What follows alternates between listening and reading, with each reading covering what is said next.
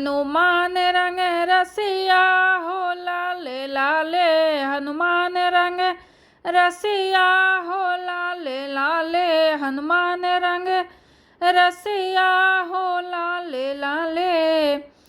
लाले लाले सिरवा पे लाल लाल मुकुटवा, लाले लाले सिरवा पे लाल लाल मुकुटवा, लाले मुकुटवा के रंग लाल लाल, हनुमान रंग रसिया हो लाले लाले, हनुमान रंग रसिया हो लाले लाले।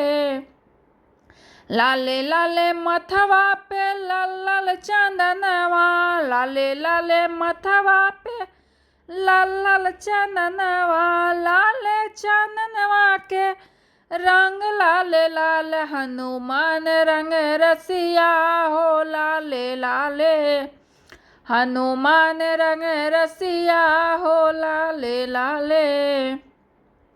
लाले लाले कंधा पे लाल लाल जनेऊआ, लाले लाले कंधा पे लाल लाल जनेऊआ, लाले जनेऊआ के रंग लाल लाल, हनुमान रंग रसिया हो लाले लाले, हनुमान रंग रसिया हो लाले लाले।